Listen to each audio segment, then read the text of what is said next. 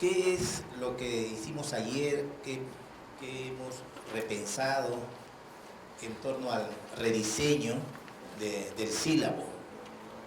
Pensando siempre en la matriz, ¿no? Pensando siempre en la matriz, que la intención es prever, ¿no? Prever resultados de éxito, ¿no es cierto?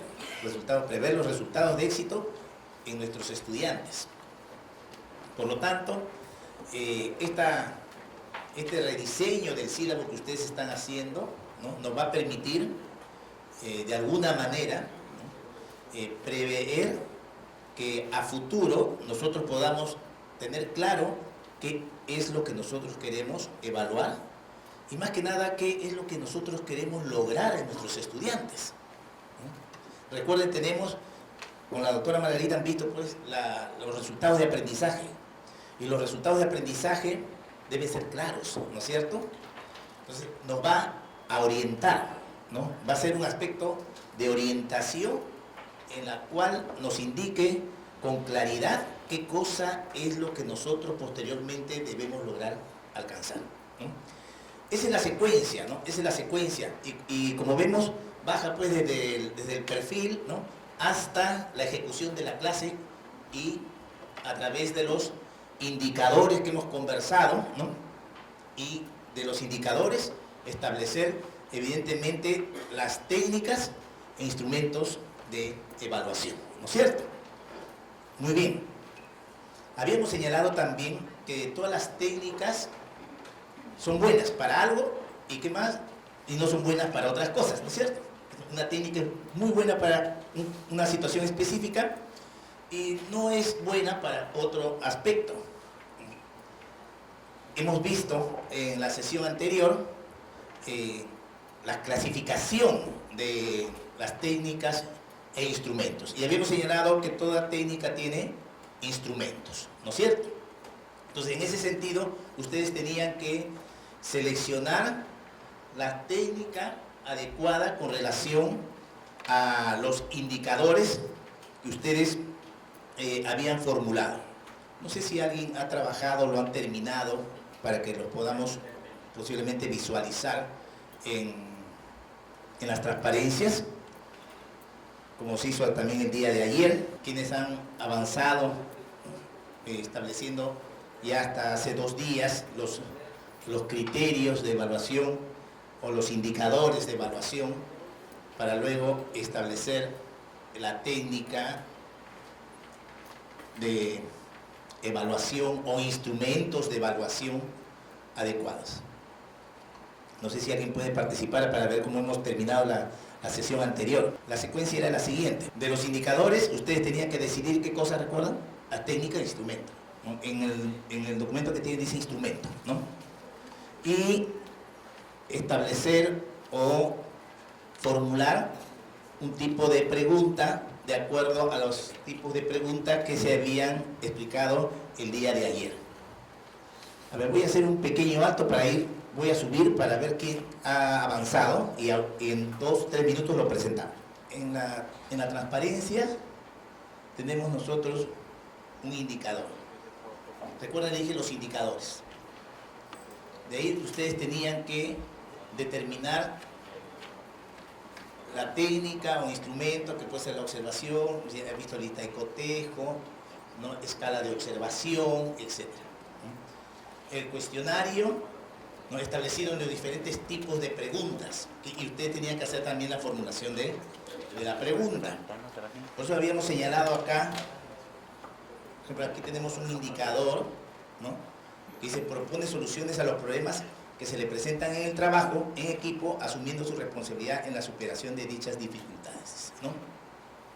Y estamos aquí formulando un tipo de pregunta, ¿no? O reactivo. Dice, en el trabajo que se desarrolla en la empresa Armonía, se han roto las relaciones humanas, por lo que se ha generado un halo de distanciamiento entre los trabajadores. Proponga 2 soluciones para superar dicho problema, fundamente su respuesta. ¿Qué tipo de pregunta es esa? De desarrollo, estaría dentro de los cuestionarios, pues, el tipo de desarrollo o también llamado de ensayo, ¿no?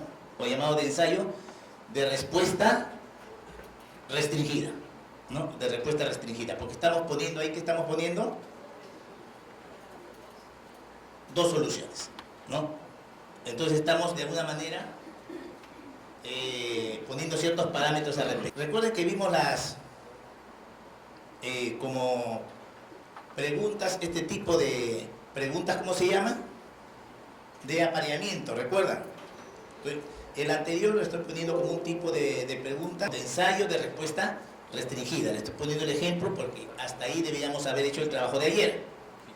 Hoy día vamos a consolidarlo con lo que estamos colocando hoy día en la transparencia. Entonces, pero usted recuerda que usted selecciona, habíamos dicho cuál es la labor del docente, cuál es nuestra responsabilidad, es seleccionar el instrumento adecuado, ¿no es cierto?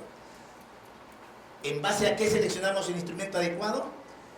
En base a lo que se pretende lograr en el indicador. Muy bien, entonces tenemos, este es un tipo de pregunta, ¿no? Acá tenemos otro tipo de pregunta.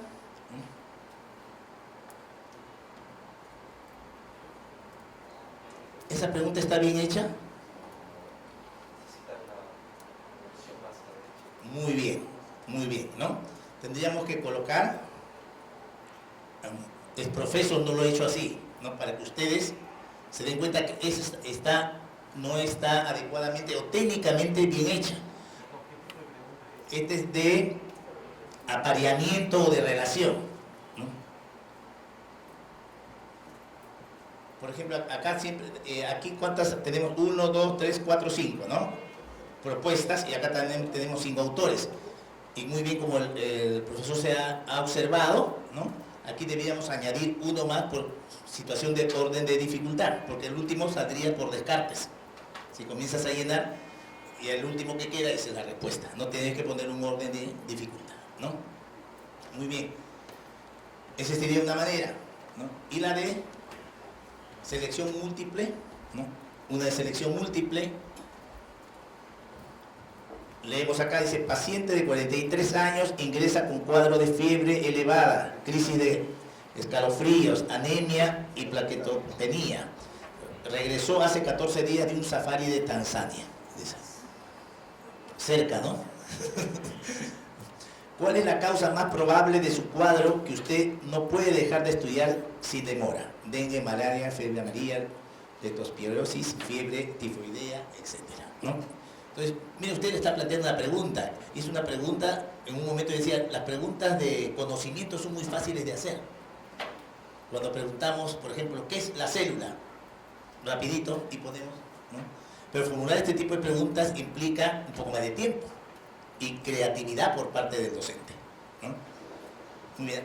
Y, bien, cuando algunos tips para recordar. Dice, enuncia el pie del ítem en forma afirmativa siempre que sea posible. El pie sería el enunciado, recuerdan el enunciado, es el enunciado que va a señalar qué es lo que el estudiante debe realizar. Se recomienda que sean afirmativas para no confundir al estudiante. Y si es negativa, ¿no? A ver, no. Aquí señala, a ver, aquí dice, enuncia el pie del ítem vuelvo a señalar, es el enunciado sería esto, ¿no? Todo esto es el enunciado, ¿no? Y señala acá, ¿no? Hacer hincapié en la construcción negativa siempre que utilice el pie del ítem. Dice, en este caso vamos a señalar de un ítem que está deficiente para ver cuál es el ítem eficiente. Este ítem está mal formulado cuando dice, ¿cuál de las siguientes no es una práctica deseable? Aquí está formulando de manera negativa, ¿no? Cuando se preparan ítems de opción múltiple, enunciar el pie de manera afirmativa, usar un pie que pudiera funcionar como ítem de respuesta breve. Ojo, al decir pie estamos hablando de enunciado, ¿no? Subrayar ciertas palabras del pie para recalcarlas, acortar el pie alargando las opciones. Este ítem según las reglas, y tiene lógica cuando señala, porque el alumno se confunde. Más que nada, el alumno no responde porque no sabe, sino porque lo confunden al alumno, ¿no? Entonces, ¿qué hacemos? Este estaría mejor elaborado. Dice, al elaborar ítems, utilizando el anterior, al elaborar ítems de opción múltiple, todas las siguientes son prácticas deseables, excepto, dice, ¿no? Cambió, ¿no? Le ha clarificado el asunto, ¿no? Y tiene las mismas alternativas de la anterior. Veamos nuevamente, la anterior estamos señalando que este es deficiente, como señala acá, en la formulación. Evitemos de formular preguntas negativas, y si lo hacemos, guardaremos quizás este modelo para poder realizarlos. Porque el alumno generalmente no responde, ¿no? O se confunde, más lo confundimos, pero no es porque no conoce, sino porque lo confundimos al estudiante, ¿no?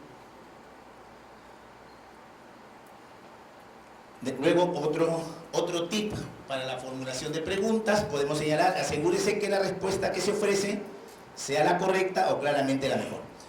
De todas las alternativas, de 5 alternativas, una sola debe ser la respuesta, ¿no es cierto? Porque es subjetiva, una sola es la respuesta. Sin embargo, si hay, a veces los profesores formulamos preguntas donde hay varias respuestas que son buenas. Entonces usted tiene que decirle al estudiante, elija la mejor respuesta, pero usted tiene que ponerle en la instrucción, ¿no? Usted tiene que ponerle en la instrucción. Dice, esta es la respuesta. Pero si va a ser de ese tipo de preguntas, usted tiene que decirle al alumno, elija la mejor respuesta, sabiendo que solamente una es la respuesta.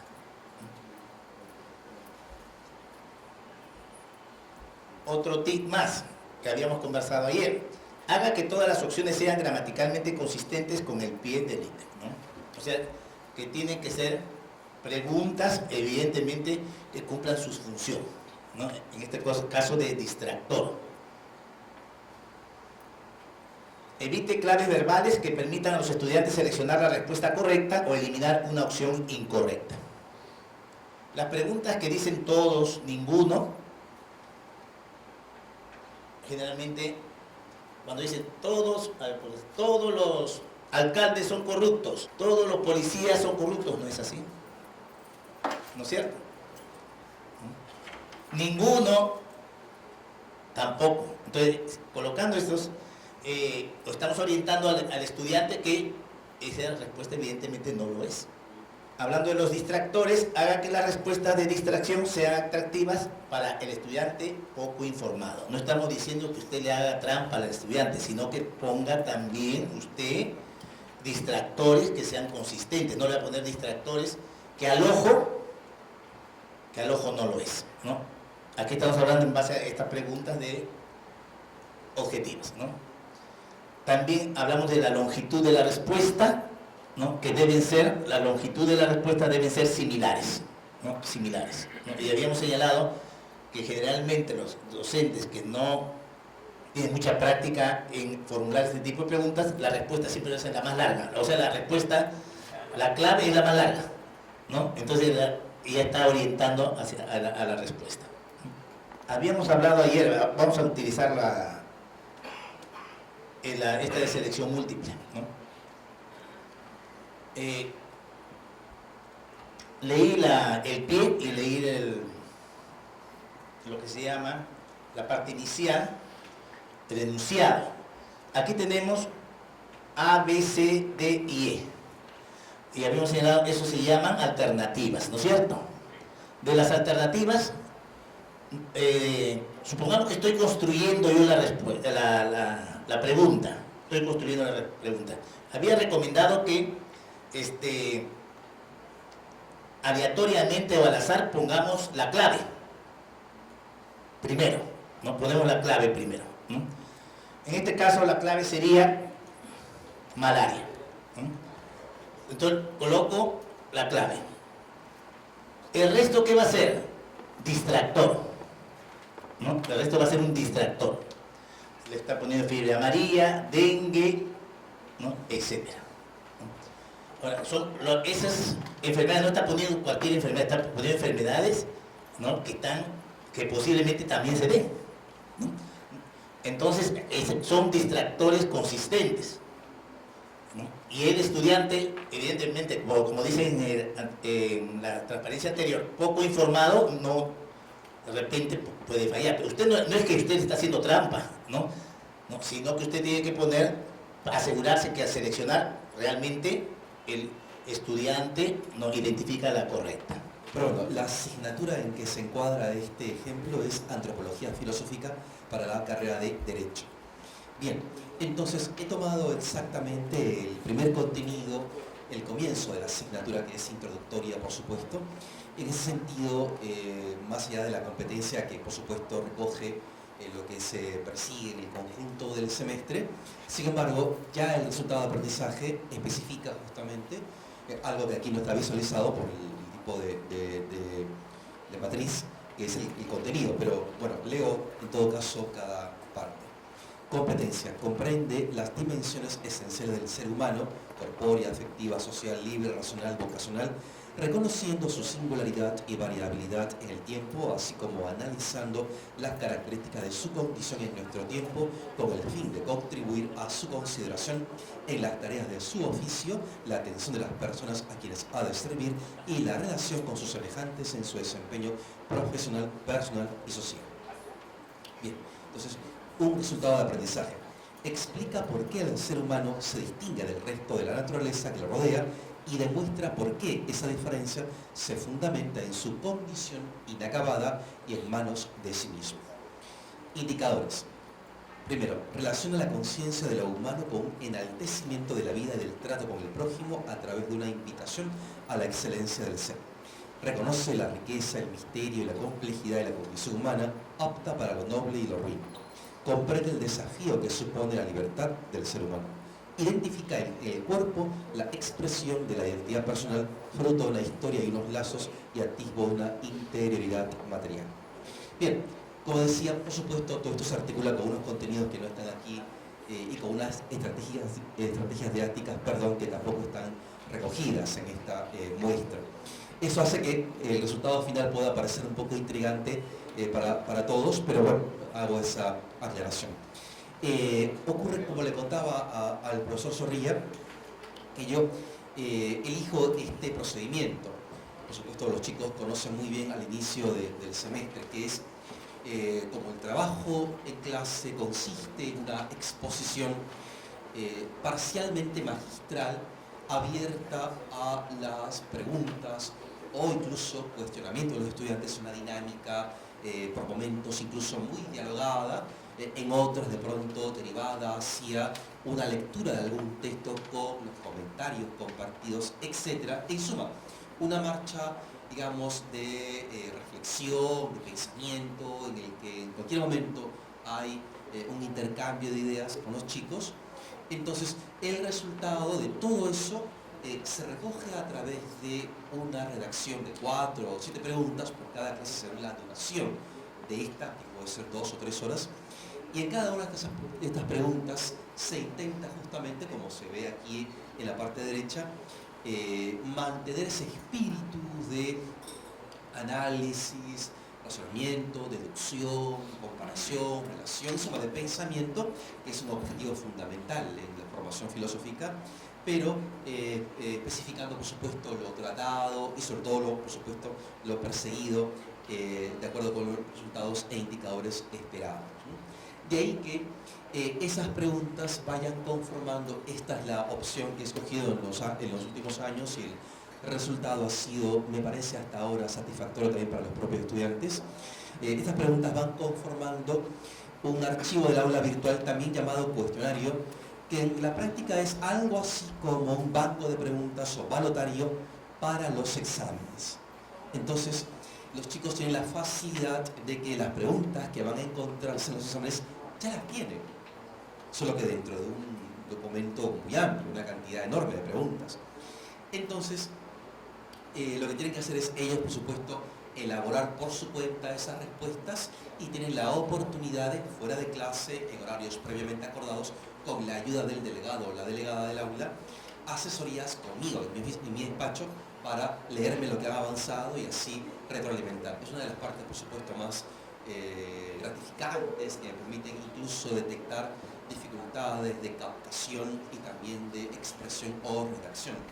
A muchos chicos les ayuda muchísimo esta entrevista, podríamos llamarla también, porque les permite ir regulando lo que van comprendiendo, pero también alcanzar un acercamiento mejor a algún tema o algún punto del tema, o incluso a temas vinculados, que resultan ya de una conversación, por supuesto, espontánea y abierta, con toda libertad, a una reflexión, digamos, adulta y abierta a otras cuestiones incluso, ¿no?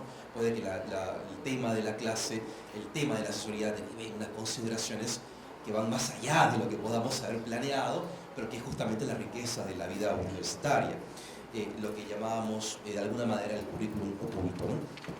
Pero bueno, el caso es que lo que yo voy a exigir de todo esto es una evidencia de conocimiento, como aquí queda claro, por medio de la técnica, una prueba escrita, y el instrumento, un ensayo de respuesta breve o restringida.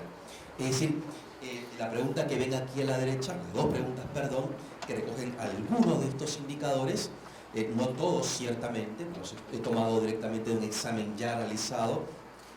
En realidad son preguntas que tratan de algo que ya se vivió en el aula, que ya sucedió y que deseo que lo vuelvan, que lo redacten, que lo escriban, que lo compongan para que ese ejercicio arraigue ese acto, repito, de entendimiento vivido en la clase, ¿no?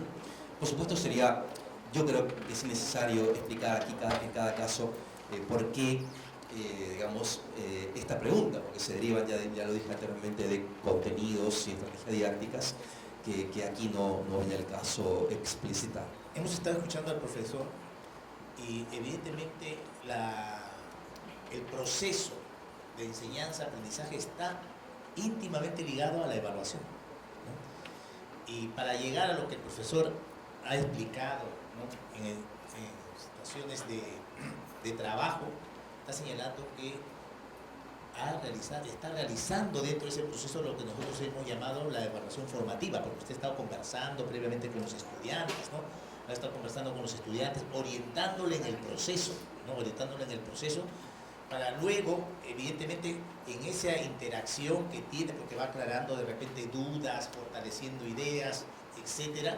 Miren qué interesante, ¿no? Es todo un trabajo docente que no se ve, ¿no? Que no se ve posiblemente, pero que el profesor, evidentemente, está orientado. ¿Cuál es lo que orienta ese trabajo del docente? Los resultados de aprendizaje, que se desprende de la competencia, ¿no? Y luego, a través de los indicadores, el profesor ha formulado una serie de cuestionamientos. Hay que analizar también que todo depende de la naturaleza de la asignatura, ¿no? En la cual cada uno tiene sus peculiaridades. Por lo tanto, el docente, de acuerdo a su experiencia, ¿no? al trabajo que realiza con los estudiantes, debe valorar. Recuerden que la evaluación es una valoración, ¿no? Una valoración.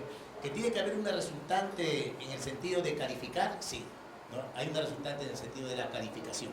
Y hemos visto muy bien que ha establecido sus indicadores, están ahí señalados, ¿no? Los instrumentos, y luego que derivan en preguntas que muy bien ha señalado el profesor, que son de ensayo de respuesta restringida, ¿no? Muchas gracias, profesor, ¿no? Muy bien, vamos a consolidar la información para luego hacer la presentación final con la relación a las evidencias, ¿no? Algunos ya han colocado sus evidencias, ¿no? Vamos a reflexionar en torno a los resultados que debemos nosotros recoger de los estudiantes. Evidentemente nosotros concordamos que el desempeño es muy importante de los estudiantes y que demuestra que un estudiante conoce, sabe y ejecuta de repente una determinada actividad, ¿no es cierto? Ahí tenemos qué entiendo por evidencias, cuál es la importancia de las evidencias en la evaluación de las competencias, cuántas clases de evidencias hay. Ya a ustedes les han entregado un modelo y ahí han puesto algunos tipos de evidencias, ¿no? Pero seguramente una de ellas involucra a todas, de repente, ¿no? ¿Qué entendemos por evidencias? ¿Y qué evidencias nosotros podemos recoger de nuestros estudiantes de acuerdo a los diferentes tipos de naturaleza de las asignaturas, ¿no? Tanto de matemáticas, ¿no? Filosofía, de anatomía, ¿no? De derecho penal. Usted es especialista en civil, no derecho civil. O sea, ¿qué evidencias debemos recoger nosotros en enfermería mismo, ¿no? De repente la actuación es muy importante, el desempeño es muy importante en todo orden profesional. Entonces debemos nosotros recoger evidencias, dice, ¿no? Muy bien, las competencias nos invitan a nosotros, ¿no?, a poder establecer y asegurar que realmente el estudiante es competente. Y tenemos, señala ahí, ¿no?, los tipos de evidencias. Y ustedes en su cuadro, no sé si han visto el cuadro que le dio la doctora Margarita, bueno, ahí ha puesto evidencia de qué tipo. De conocimiento, ¿no? De conocimiento, de desempeño y de producto, ¿no? Y de producto, ¿no? Muy bien. Y si logra uno nada más de esos, una evidencia de eso, ¿ha completado la competencia o no? Recuerden que los resultados de aprendizajes y las evidencias tienen que tener un equilibrio, ¿no? Un equilibrio. El equilibrio quiere decir que tienen que cumplirlos, porque si solamente realiza una de ellos, no está cumpliendo cabalmente dichas competencias. Entonces, ¿a qué llamamos evidencias, ¿no? Claro, todos tenemos una idea de lo que es una evidencia, ¿no? Para los abogados debe ser una prueba, ¿no? Una prueba fehaciente, dice, ¿no? Creo que es una prueba fehaciente, ¿no? Es una evidencia, ¿no? Muy bien. Tenemos señalado ahí, mira, se centra en el desempeño. Siempre vamos a ver que la resolución, ¿no?, del estudiante en diferentes tipos de situaciones, por eso señala ahí, se centra en el desempeño real de las personas. Y en un momento habíamos nosotros conversado en todo orden, ¿no?, incluso en los cursos más teóricos, que nuestros trabajos o tareas, que decimos también, las tareas que dejamos a nuestros estudiantes se ajusten a la realidad, ¿no? O sea, tienen que ser tareas reales o que se ajusten lo más próximo a la realidad para que tenga sentido. Muy bien. Y que estas evidencias sean válidas y confiables, que está guardando también las características que debe tener todo instrumento de evaluación, ¿no? De la característica de validez y de confiabilidad, en este caso de dichas evidencias. Y volvemos a la evaluación formativa. Al escuchar al profesor Palacio me dio mucho gusto porque él tiene interacción con los alumnos, ¿no? Recuerda que yo le dije, tener interacción con los alumnos implica que usted está retroalimentando también, ¿no? Que usted está escuchando a los alumnos, ¿no? Y quizás va un poco más allá del conocimiento de su propio alumno. Si usted dice, la pedagogía dice, si usted quiere enseñar a un alumno, conozca a su alumno, conozca al estudiante, ¿no?, sus características, etc. Muy bien. Y la evaluación formativa, pues, va acompañado, ¿no?, va acompañado de todo este proceso de recojo de evidencia. Evidencia proviene del latín que señala ahí, ¿no?, que significa signo, ¿no?, que existe alguna cosa, una señal, una muestra, etc., ¿no?, que nos va a denotar que el estudiante realmente conoce un determinado aspecto de la realidad o del conocimiento. Entonces, comúnmente en educación, en este área, lo señalamos que es un conjunto de elementos tangibles, dice, ¿no?, que nos permiten demostrar que se ha logrado cubrir de manera satisfactoria un requerimiento. Y los psicólogos señalan que el verdadero aprendizaje, dicen que está en el hacer, ¿no?, en el demostrar, ¿no?, que ejecuta una determinada actividad con ciertas habilidades y destrezas. Entonces tenemos ahí señala que muy bien, ¿no?, que son elementos que nosotros podamos verificar, ¿no?, verificar. Recordemos que este tipo de evaluación tiene una orientación, una base filosófica basada en el positivismo, ¿no? Y que esto quiere decir que todas las evidencias tienen que ser, ¿qué cosa? Observables, ¿no? Tienen que ser observables. Y por lo tanto, al ser observables, deben ser también cuantificables y deben ser medibles. A veces basta decir, yo soy idóneo en esto, ¿no? Yo conozco esto, ¿no? Yo manejo tales cosas, yo lo hago, ¿no? Entonces a veces le dicen, bueno, demuéstralo, ¿no? Demuestra que lo haces, ¿no?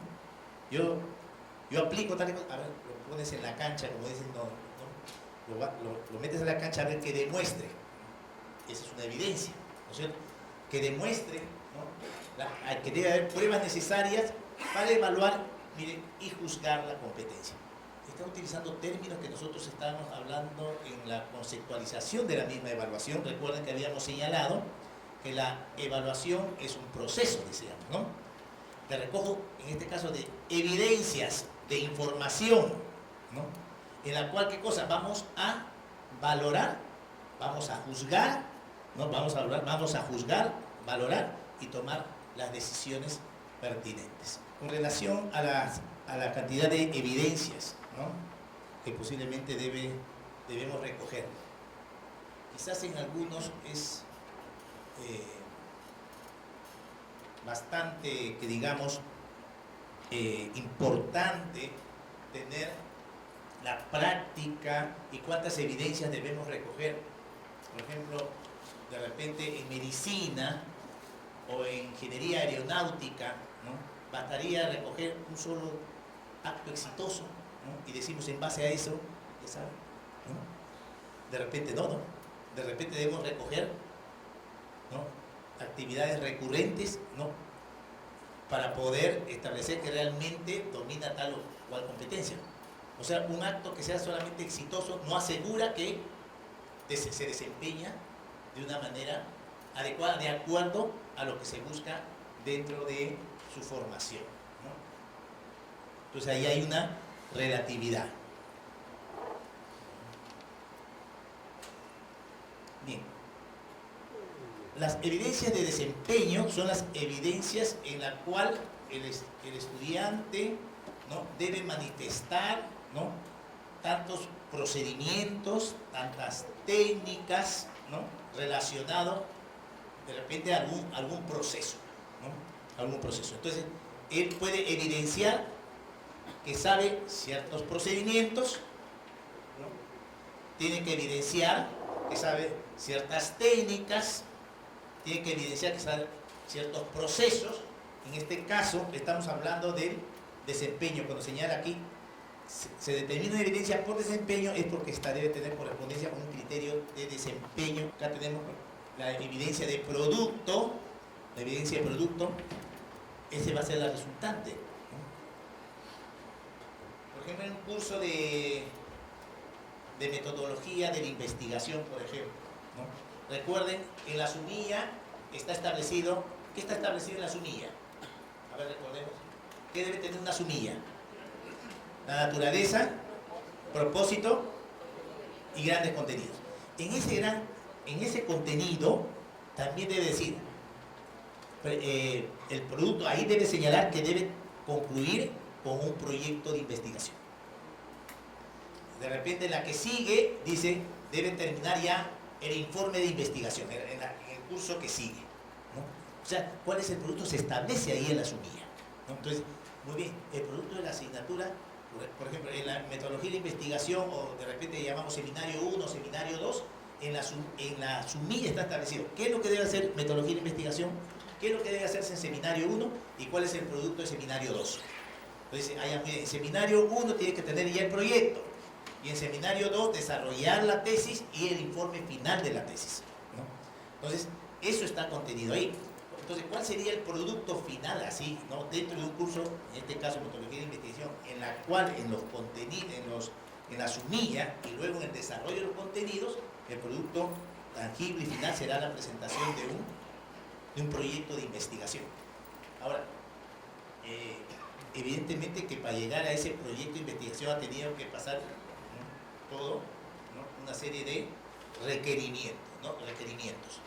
En este caso, formulación del problema, formulación de hipótesis, justificación, elaborar marco teórico, la metodología, los métodos que utiliza, etcétera, etcétera, etcétera, que incluye una serie de conocimientos, no solamente de conocimientos, sino de práctica y elaboración.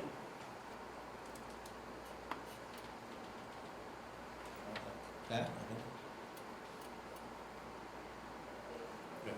Y las evidencias de conocimiento, creo que es lo que verificamos a veces de manera inicial, que es lo que los alumnos conocen, ¿no?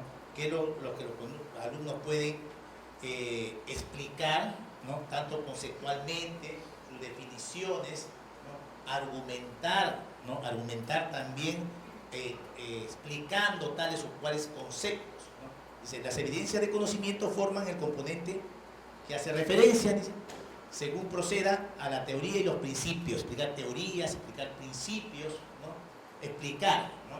Técnicas, métodos que sustenten el desempeño de la función referida por un elemento de la competencia. Sabiendo que los elementos de la competencia son tres que ustedes ya conocen. Vamos a ver algunos ejemplos, ¿no? Cada elemento de la competencia se especifica, dice, ¿no? Los productos elaborados por el profesional. Vamos a ver acá. Lo que estaba señalando una evidencia de producto, por ejemplo, ¿no? La evidencia de producto. Dice la demostración tangible, ¿no? De lo que el estudiante tiene que elaborar. Y tenemos ahí ejemplos de evidencias de producto.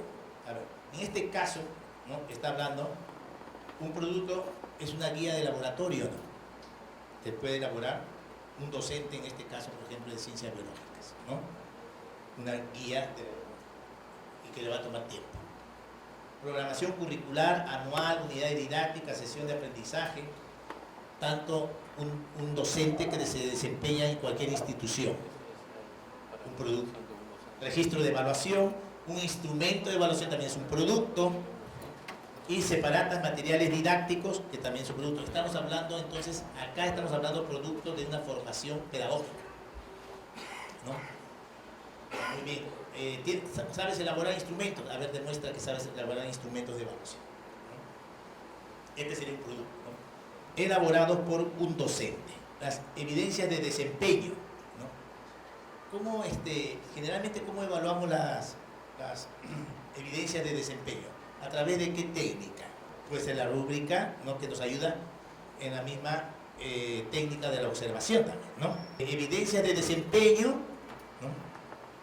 Tenemos, por ejemplo, otro relacionado al campo docente, por ejemplo, el docente utilizando un material didáctico. ¿Cómo evaluamos? A través de la observación, ¿no?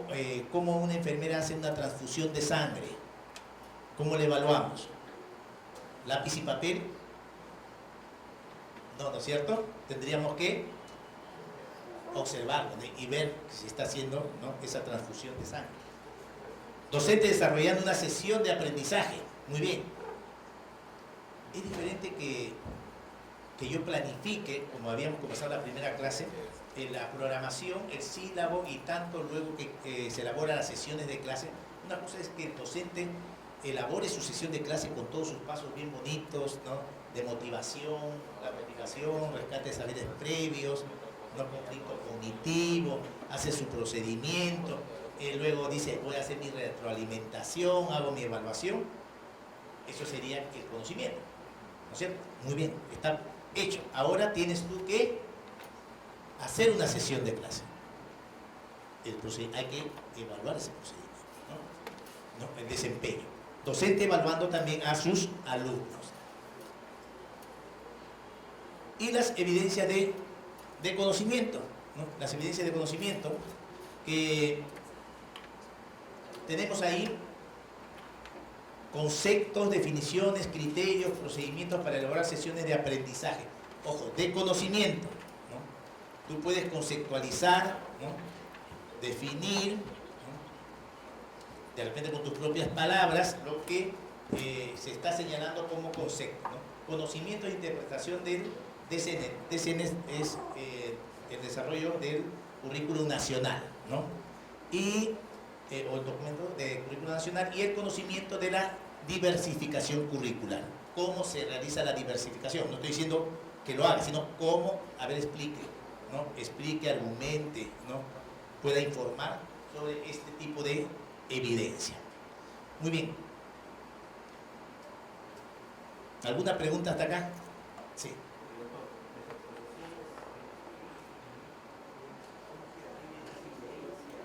Claro, claro. Usted, las exposiciones es parte de la evaluación, fundamentalmente, ¿no? Depende, vuelvo a señalar, cuál es la naturaleza de las diferentes asignaturas. Entonces, las exposiciones, en primer lugar, usted lo evalúa en base a la observación, ¿no es cierto? Auxiliado de un instrumento, ¿no? Que es, en este caso, la guía de observación para evaluar una exposición. Ahí puede también haber realizado usted una rúbrica para poder evaluar la exposición. ¿Cuál era? ¿Esa era la pregunta? ¿Qué rúbrica? ¿Por qué observación? La observación se debe hacer aquí en un papel, como la rúbrica. Yo diría la observación, porque la observación es más libre, un poco más libertad para poder calificar, para poder dar su opinión. En cambio, una rúbrica tiene tantos parámetros que uno a veces, bueno, no es que se equivoque, sino que son tan cerradas que no da para la opinión misma del profesor, ¿no? Ya. ¿Qué nos permite a nosotros, evidentemente, cada uno de estos instrumentos? Permite primero al docente saber qué cosa va a evaluar, ¿sí? Y permite también al alumno saber qué cosa es lo que él tiene que lograr y tiene que alcanzar. Generalmente, de manera inicial, los profesores utilizamos guías de observación, ¿no? La guía de observación de una exposición, no guía de una exposición. Bueno, pero la rúbrica nos permite a nosotros que tanto el estudiante como el docente sepan qué cosa es lo que él debe lograr. Ese es lo valioso de la rúbrica, ¿no? Y la rúbrica se distribuye al estudiante, ¿no? Para que él sepa claramente qué es lo que me va a evaluar el docente, ¿no? ¿Por qué yo tengo tal o cual calificativo, ¿no? Entonces, el mismo estudiante puede utilizar esa ficha como retroalimentación, porque en esto estoy fallando claramente, ¿no? En la rúbrica se explicita, cumple la exposición claramente, contesta las preguntas con coherencia, ¿no? Etcétera, ¿no? A veces utilizamos la ficha de observación colocando solamente una escala, ¿no? 1, 2, 3, 4, 5, y no sabe cuándo es 5 y cuándo es 4, ¿no? Mientras que la rúbrica sí está descrita claramente por qué es 4 y por qué es 5, por qué es 3, por qué es 2, por qué es 1. ¿Alguna? Perdón, pero sí, doctor, en un aula de 40 alumnos, 40 rúbricas, 40 observaciones, eso no es un poco, digamos así, trabajo, todo es un trabajo. Ya, usted está hablando de exposición. Bueno, lo que es exposición, de repente es una participación, en el caso de los abogados, ¿no? Le toca ser, vamos a decir, demandante, su desenvolvimiento. Ya. Eso no dificulta el modo de evaluar al alumno. Tanta información que va de repente a resultar una confusión, ¿no? Mire, depende qué cosa es lo que usted quiere evaluar al estudiante de repente en una argumentación o defensa, ¿no? Yo no digo que para todo utilicen la rúbrica, ¿no? La rúbrica es buena, como he señalado a ustedes, la rúbrica es buena para determinadas cosas, ¿no? No todo, de repente podemos utilizar la rúbrica, pero la rúbrica sí nos guía, orienta tanto al docente como al estudiante. Por ejemplo, ¿no? Hablando de un curso de metodología de investigación, lo mismo, ¿no? Por ejemplo, le damos al estudiante, al comienzo le damos la rúbrica, cómo va a ser evaluado el trabajo final, ¿no? ¿Cómo va a ser evaluado el trabajo final? Entonces señala, a ver, hizo la descripción de la situación problemática, ¿no? Considerando diagnóstico, pronóstico, control de pronóstico, sí. Entonces ese tiene 4 puntos. Solamente consideró 2 aspectos, tiene 3 puntos. Consideró solamente el diagnóstico, 1 punto. Entonces el estudiante sabe, ¿no?, progresivamente cuándo va a tener su calificación, ¿no?, su calificación en ese sentido. Y así sucesivamente el estudiante va a saber durante todo ese proceso, estoy hablando en este caso, no estoy hablando en este caso, porque un trabajo de investigación se presenta al final del semestre, ¿no? Entonces, el estudiante ya está precavido, ¿no? El estudiante ya sabe, entonces va a construir todo ese proceso teniendo en cuenta todos esos descriptores que están señalados ahí en la rúbrica. Yo sé que puede ser complejo, ¿no? Yo sé que puede ser complejo, ¿no? Pero depende de las situaciones en que usted va a aplicar dicha rúbrica. ¿Cómo? Claro, depende de los indicadores, depende qué es lo que usted quiere lograr y qué es lo que usted quiere alcanzar. Los conocimientos básicos está hablando, pues, lo que van a servir para nosotros para poder partir a nuevos conocimientos, evidentemente, ¿no? Por eso se denomina conocimientos básicos. Y los conocimientos circunstanciales son aquellos que van a complementar, ¿no? Van a complementar, ¿no?, los conocimientos básicos en el sentido de que son propiamente dichos ya de la asignatura misma. A veces no podemos nosotros entender, hay conocimientos más complejos que otros, ustedes saben muy bien en la filosofía, ¿no? Si no entienden a un autor, no pueden entender a otro autor, ¿no? Entonces, ese autor de repente es básico para poder entender muchas lecturas de fenomenología, por ejemplo, ¿no? Y esos conocimientos que vienen, esos conocimientos que necesitan de ese conocimiento básico, los vamos a denominar entonces, en este caso, conocimientos circunstanciales, ¿ok? Este es el producto final, ¿no es cierto? No sé, en cada asignatura de repente tienen una evidencia de producto, ¿no? En arquitectura, por ejemplo, puede ser una maqueta, ¿no? Una evidencia de producto. Usted de derecho civil dice, ¿no? Derecho civil, ¿qué podría ser el producto? La sustentación de un expediente. Claro, ¿no? La sustentación de un expediente. También puede ser la elaboración de una demanda, ¿no? Pero creo que usted trabaja por... ¿ah? No, el proceso, pero el producto es la parte final. Sí, ¿no? En este caso ahí tenemos ejemplo dentro del campo docente, ¿no? Dentro del campo docente. Entonces tenemos ahí como ejemplo de producto, de desempeño, al medir el desempeño estamos midiendo en este caso procedimientos, uso de procedimientos, uso de técnicas, etcétera. Y por eso está señalando ahí, en el caso de un docente, utilizando un material didáctico. Ustedes son docentes acá en la universidad, ¿no? Entonces, ¿cómo ustedes se desenvuelven en todo el desarrollo de una sesión de clase? Sí. O sea que los 3 requisitos, desempeño, producto y resultado, se van a dar, tienen que darse en una misma situación o circunstancia.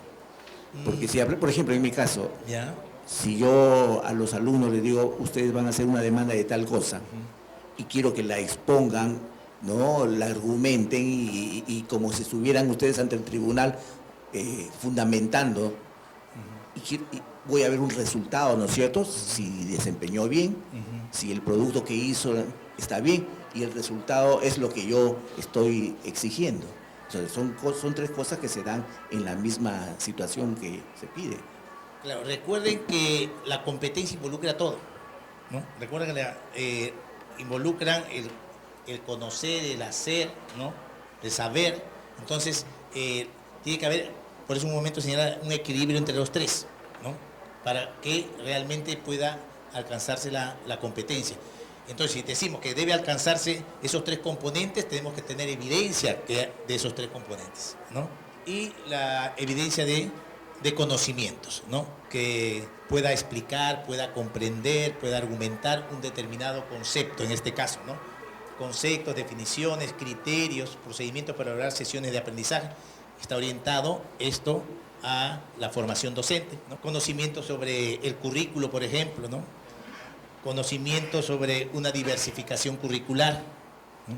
Conocimiento sobre datos, hechos que de repente corresponden a una determinada asignatura, ¿no? Ustedes tienen la matriz que les entregaron, entonces vamos a complementar esa matriz. Muy bien, para terminar, muchas gracias, estimados profesores, por haber tenido la paciencia de escucharme.